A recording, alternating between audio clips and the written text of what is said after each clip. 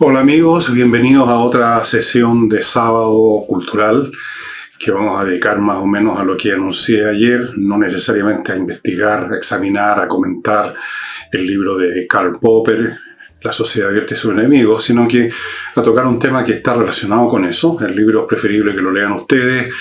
No tenía tiempo en un día de releerme las 800 páginas de los dos volúmenes y no me gusta hacer las cosas así al lote.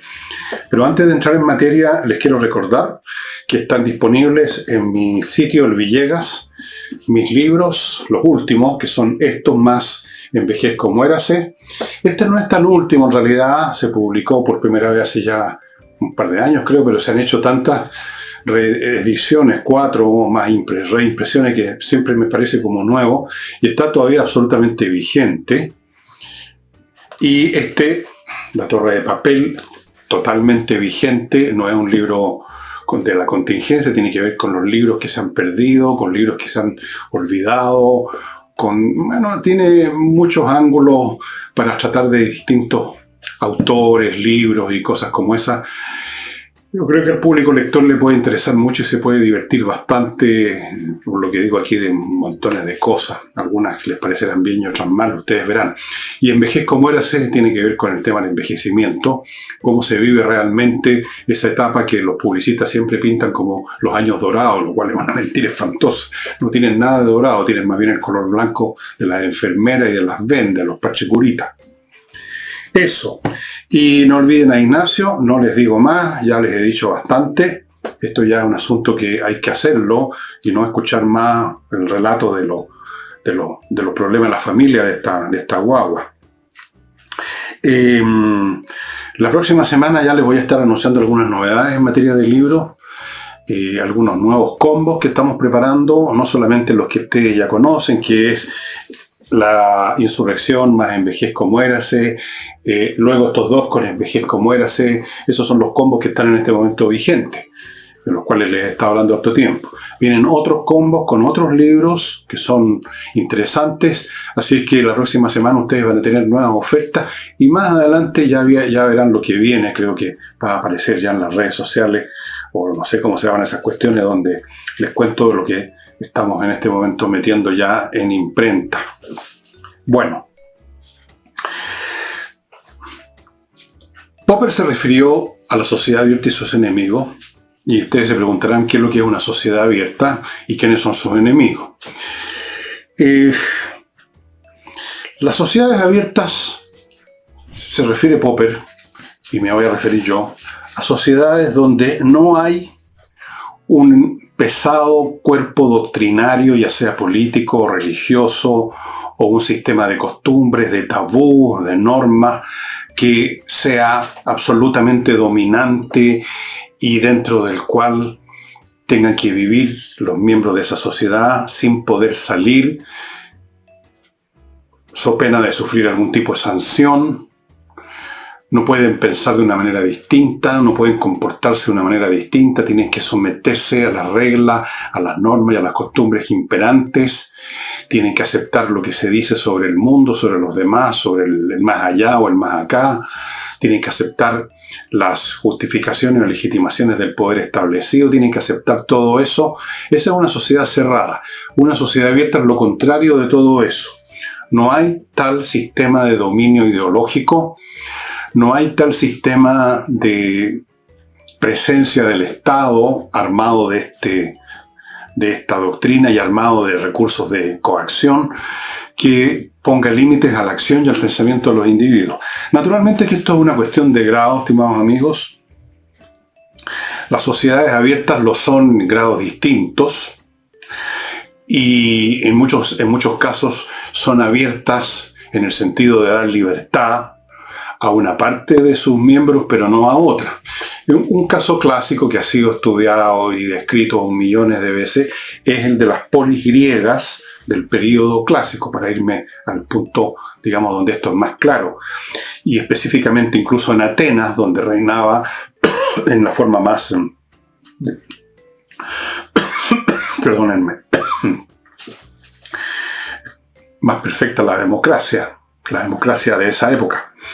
Aún ahí, Esta democracia, esta participación política para los ciudadanos, era solo para quienes eran considerados ciudadanos. Esto es, para los hombres solamente. Los hombres que eran ciudadanos. Habían otros habitantes en Atenas que no eran ciudadanos, habían esclavos. Habían lo que se llamaba metecos.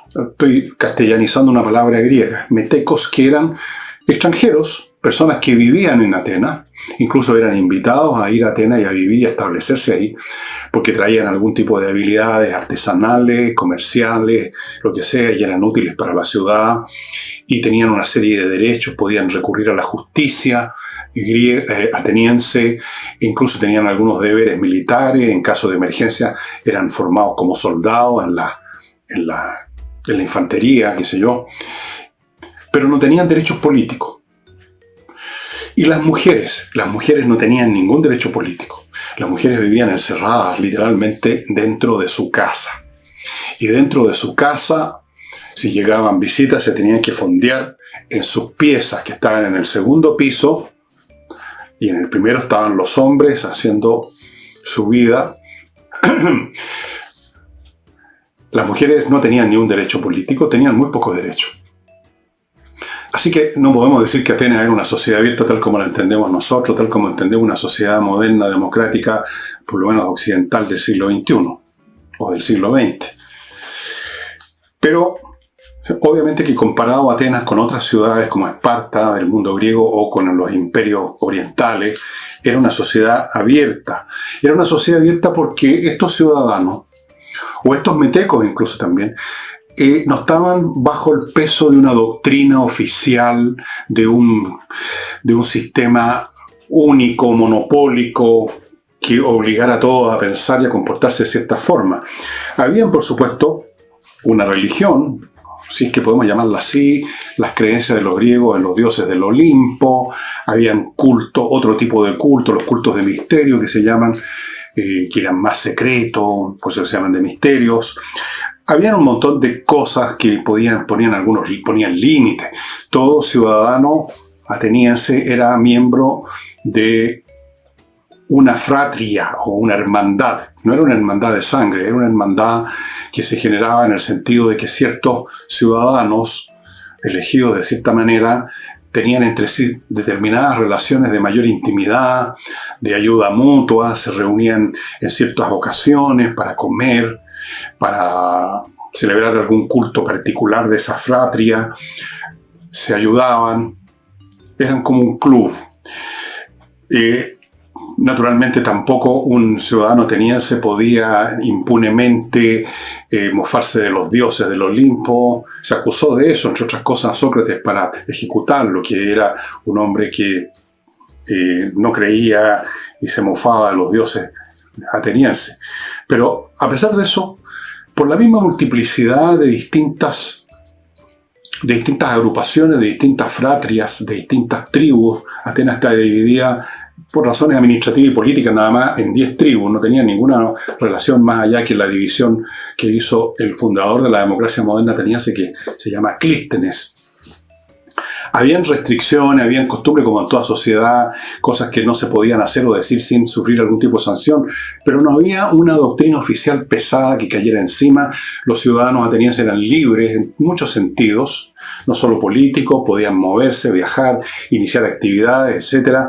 Si ustedes quieren tener un cuadro un poco idealizado de cómo era la vida de Atenas, hay que buscar y ustedes lo pueden encontrar en Google fácilmente, el famoso discurso de Pericles cuando recién se iniciaba la guerra del Peloponeso, y hace un homenaje a los muertos de una batalla al principio de la guerra y describe cómo era Atenas, que era la escuela de Grecia, decía él.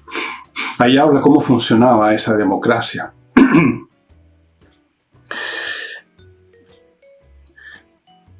Hay otros ejemplos de una sociedad abierta, en distintos grados según las épocas.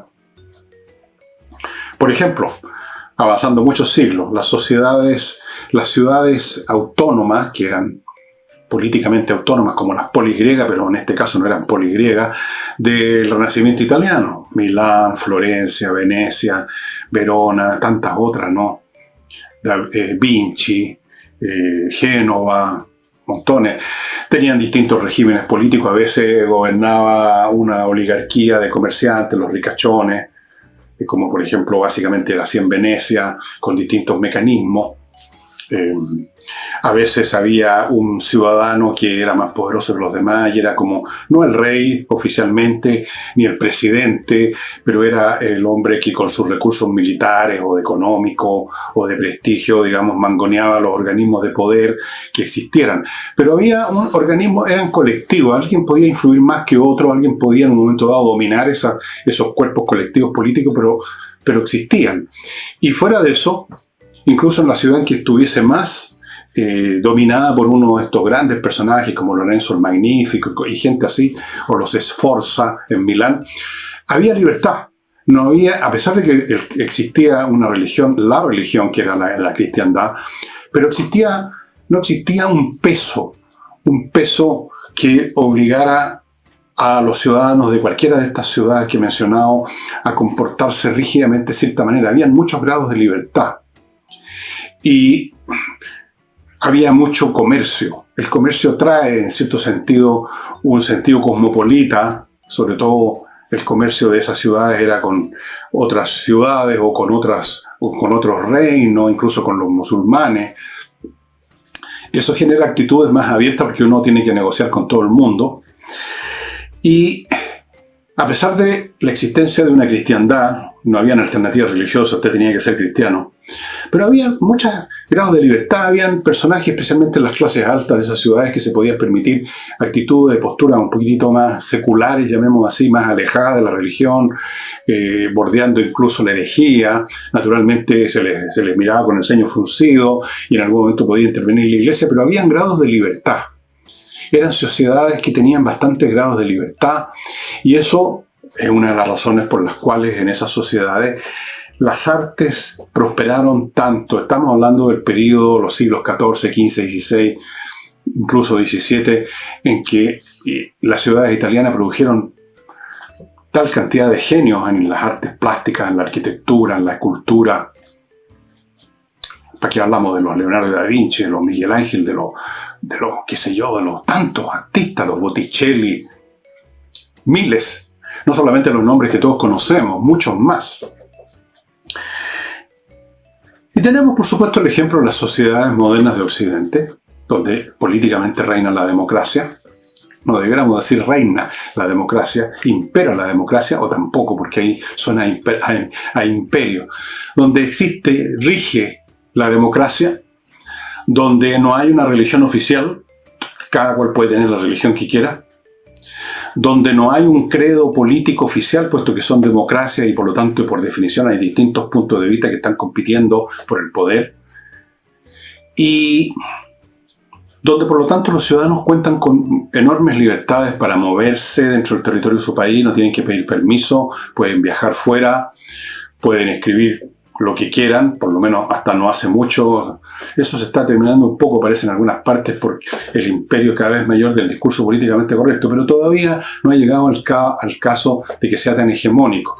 Y por último, retrocedamos unos años cuando no existía esa entidad llamada discurso políticamente correcto. Pensemos en 1990, por ejemplo, en vez del 2023. Y había libertad, había competencia. Son mundos competitivos.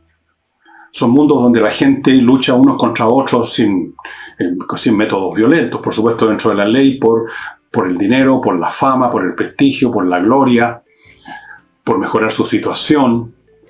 Hay una multiplicidad de ideas que están permanentemente en debate o no están en debate, pero existen en forma paralela, con indiferencia a las otras.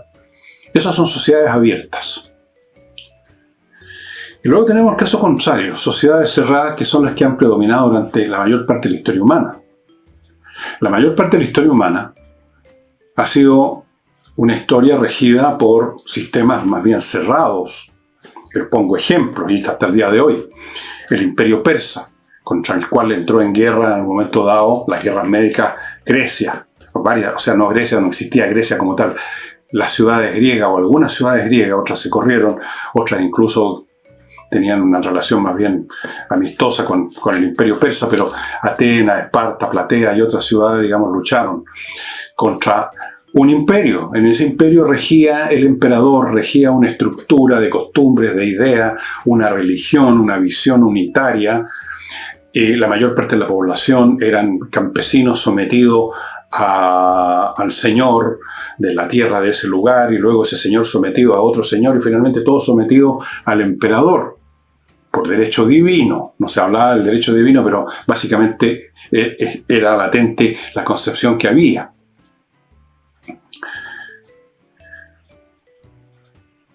Actualmente tenemos China. En China no reina la democracia. En China gobierna el Partido Comunista, y esa es la ideología oficial, el comunismo, o lo que escriba el líder de turno. En un momento dado fue el libro rojo de Mao Zedong. Ahora Xi Jinping también sacó sus propios escritos, y supongo yo que son la doctrina oficial de la iglesia en China, y no hay libertad. Las personas son vigiladas con todos los métodos modernos de vigilancia que hoy existen, y sus comportamientos son registrados en bases de datos y obtienen notas positivas o negativas, y eso determina sus destinos. China no es una democracia, China es una sociedad cerrada, totalmente. Y antes de continuar con esto, permítanme, amigos, hacerme cargo de mi primer bloque, que lo inicio con inviertaenusa.cl, el sitio donde usted se acude, va a encontrar, digamos, la manera más expedita para hacer negocio en Estados Unidos en lo que se refiere a la inversión en bienes inmobiliarios. Ellos le van a mostrar un portafolio con miles de opciones para que usted se regodee. Una vez que usted escogió con qué comprar, en dónde invertir, le van a abrir cuenta en bancos norteamericanos, le van a conseguir crédito en esos bancos, lo van a ayudar a conseguir una visa de residencia, si eso es lo que usted desea. Y finalmente, si llegara a tener un problema, cosa que no es frecuente en Estados Unidos en materia de negocio, van a estar con usted, aunque ya la venta se realizó. Podrían decir, bueno, ya le vendimos, ya, hasta luego. No, van a estar con usted y lo van a ayudar a resolver el tema. Inviertaenusa.cl es la mejor forma de invertir en bienes inmobiliarios en Estados Unidos.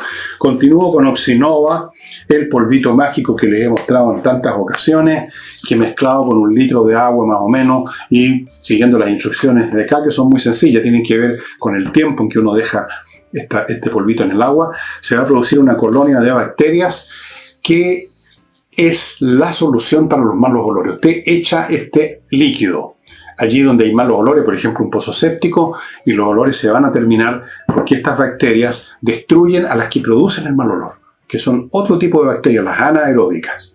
Estas son aeróbicas. Entonces, amigos, es la manera de combatir los malos olores, no solo en un pozo séptico, por supuesto, en una casa, en un departamento que tiene salida de alcantarilla, qué sé yo. Igual hay zonas donde se juntan materia orgánica y empiezan a salir malos olores. El fregadero, la cocina es típico. Ahí también usted vierte este líquido y santo remedio. Esto se compra solamente en el sitio de Oxinova. Continúo con la Academia de Música Gigena, que da clases online de los siguientes instrumentos: piano y toda clase de teclado, canto popular y lírico, la voz es un instrumento, saxofón, clarinete, batería, bajo eléctrico, guitarra, la acústica y la eléctrica, ukelele, percusión, flauta dulce, flauta traversa, violín y educación de la voz hablada, cosa importante, por ejemplo, para un locutor o alguien de la televisión. Las clases son online, son muy potentes, son muy eficaces, son de 9 de la mañana a 9 de la noche para toda clase de personas, niños, jóvenes, adultos, viejos, lo que sea. Y si usted tiene dudas acerca de si le gustan los cursos, si le pueden servir, pida una clase demo gratis. ¿Qué le cuesta? No pierde nada. Ahí está la dirección, gigenaproducciones.com. Estábamos entonces diciendo que las sociedades cerradas típicas son, por ejemplo, el Imperio Persa, China. Hay otras que están entre medio. Por ejemplo, los reinos europeos durante la Edad Media y después avanzando ya a la época del Renacimiento, del Barroco, en fin, los tiempos más modernos, evidentemente que no eran sociedades como la democracia ateniense, pero tampoco eran como el Imperio Persa. Había una religión oficial, hubo guerras de religión en Francia, por ejemplo, y en otras partes hubo guerras internacionales por temas religiosos muy salvajes, como la guerra de los 30 años, 1618, 1648, que fue un desastre en Europa, casi como una guerra moderna. Pero a pesar de eso, habían grados de libertad, no solamente dentro de estos reinos, sino que el hecho de que hubieran distintos reinos en esa zona geográfica llamada Europa, hizo posible una atmósfera cultural y mental que permitió que Europa, a diferencia de las zonas orientales de este planeta, avanzara en términos de la ciencia y tecnología mucho más lejos que las sociedades donde reinaba un sultán, un emperador, como en China, como en el Islam, que podían a lo más adoptar, como siguen haciendo los chinos ahora, tecnologías occidentales y quizás mejorarle algunas cosas, pero no eran sociedades que promovieran el progreso tecnológico, científico, la filosofía, como pasó en Occidente, donde a pesar del peso potente de la religión católica, se desarrolló, pues, desde luego, una reacción contra eso. Eso no fue posible, nunca ha sido posible en el mundo, por ejemplo, del Islam, una reacción protestante. Se desarrollaron filosofías, se desarrolló en Francia en algún momento, en toda Europa, el movimiento iluminista, que era muy contrario a la religión en muchos sentidos. O sea, era una región culturalmente mucho más activa, porque habían distintos reinos compitiendo entre sí, y esto quizás en un grado bastante importante depende de la geografía, fíjense ustedes. Si ustedes examinan las zonas donde se establecieron los grandes imperios de la antigüedad y cuyos herederos son, por ejemplo, ahora Irán, que está, miren qué curioso, ¿no?, bajo el imperio de una forma del Islam, y reina ahí un gobierno fanático que mantiene a las mujeres sometidas, que ha ejecutado no sé cuánta gente que ha protestado, un gobierno realmente que no tiene nada democrático. Y veamos el caso de China. Si ustedes examinan la geografía de ahora y de siempre, van a ver que son grandes extensiones donde era posible una unidad económica y social de un tamaño que en Europa nunca se dio y que desde luego no se dio en Grecia. Si ustedes miran la geografía griega, pueden entender por qué emergen tantos cientos de polis o entes políticos independientes, cada uno con su pequeño pedacito de terreno, separados unos de otros por cadenas montañosas, por cerros, por colinas, por quebradas. No era posible la unidad que permite a alguien que gobierne, que se va con, que digamos que se hace del poder en una primera instancia y que el poder luego tiende a concentrarse, dominar grandes masas y generar grandes excedentes y generar una máquina estatal de gran tamaño que finalmente termina convirtiéndose en un imperio, y ese imperio necesita legitimación y para eso necesita una doctrina. Naturalmente que este proceso es bastante más complicado, no es tan simple como decir llegó el emperador y dijo necesito una doctrina. No. En Europa no pasó eso como no pasó en Grecia. La geografía europea no hizo posible nunca el establecimiento de un imperio coherente que pudiera durar. Cuando se trataron de formar, como por ejemplo el imperio de Carlomagno, duró lo que duró la vida de Carlomagno e inmediatamente se fragmentó en sus partes componentes. Permanentemente ha actuado en Europa por razones en parte geográficas, climáticas, una tendencia a la fragmentación, o dicho al revés, una dificultad muy grande para que se formen unidades que realmente puedan ser funcionales a lo largo de los siglos, como sí ocurrió en Oriente, donde tenemos los chinos que todavía no han conocido otra cosa que regímenes despóticos, ahora dirigidos por el Partido Comunista, antes por los emperadores, manejando enormes masas de población en enormes extensiones territoriales que permitían una economía unitaria, pero que generaba la necesidad de un Estado unitario de gran tamaño. Eso no pasó en Europa, no pasó en Grecia, y no pasó en Estados Unidos. Si ustedes se fijan, en Estados Unidos tampoco nunca hubo ninguna posibilidad física, geográfica, que facilitara, aunque fuera en un grado menor, la formación de estados potentes, pesados, de gran calibre, que podrían generar estados, digamos, con un peso mayor sobre el ciudadano común y corriente. Ahora, este dominio, cuando existe, no tiene forma religiosa, más que en el Islam, sino que también tiene forma política. Y es muy pegajoso.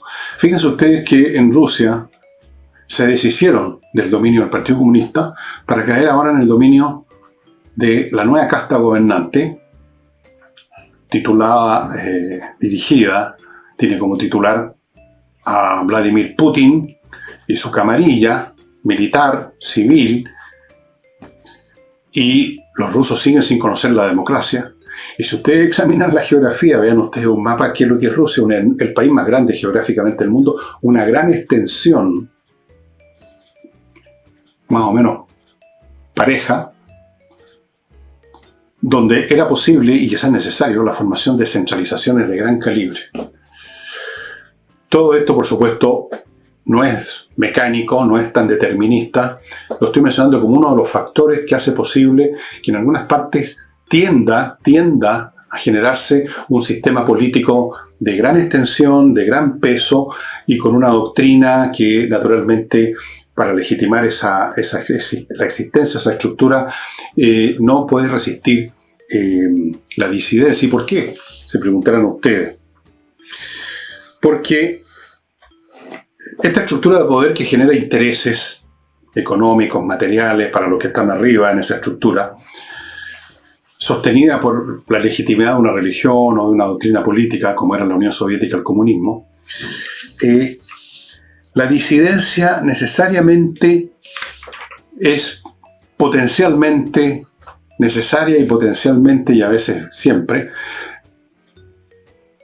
hostil, porque plantea posibilidades diferentes.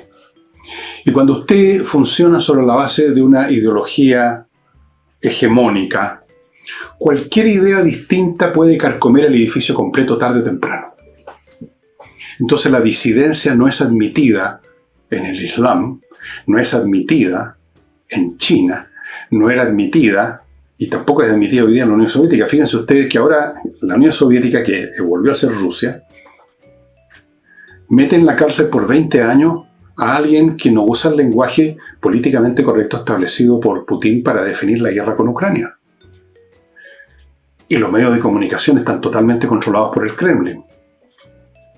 Hay una doctrina que legitima la guerra en Ucrania y ninguna disidencia puede ser permitida porque se puede desmoronar todo. Y al desmoronarse la legitimidad, se desmorona la estructura de poder. Y al desmoronarse la estructura de poder, se desmoronan los privilegios de los que están montados en esa estructura de poder.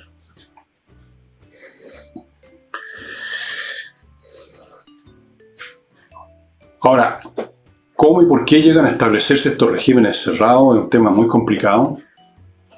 En general, en toda sociedad que se forma a partir de un origen cualquiera, rápidamente se va a generar una élite gobernante por razones absolutamente necesarias para el funcionamiento del grupo, un grupo en que hay una permanente discusión sobre cada paso, digamos, no puede subsistir, tiene que haber alguien que mande, tiene que haber alguien que sabe más, tiene que haber alguien que tiene más poder, y eso naturalmente tiende a generar una concentración del poder. Y si las posibilidades territoriales o económicas lo permiten, ese poder va a llegar a ser en un momento dado omnímodo. Pero a su vez va a tener que justificarse con una doctrina, porque el poder en última instancia consiste en que hay gente que está dispuesta a obedecer. Y va a estar dispuesto a obedecer no necesariamente porque hay un tipo con una espada o con una pistola al lado, sino porque uno cree en que es legítimo obedecer. Esa es la esencia de todo sistema de poder. Entonces la disidencia es muy peligrosa. Entonces esos regímenes tienden a castigar inmediatamente toda disidencia porque puede contaminar todo el aparato de abajo para arriba. En cuanto a los partidarios de una doctrina, que pueden ser ni siquiera miembros de la élite, sino que miembros del pueblo llano, hay otros factores psicológicos que también son importantes, de los cuales quizás voy a hablar en unos momentos después, luego que me haga cargo de este bloque comercial, que lo inicio con Kaizen Automotriz, este garage o automotora especializada en la mantención preventiva. Si usted tiene la más mínima duda, le pareció un día sentir una cosa rara en el auto cuando partió en la mañana o siente un ruidito que no sabe de dónde viene y el auto está andando, pero algo está pasando, llévelo a Kaizen Automotriz, ellos van a detectar inmediatamente el problema y lo van a resolver. resuélvalo antes que las cosas ocurren, porque las panas ocurren cuando usted está andando en el vehículo y por lo tanto va a quedar botado. Kaizen Automotriz.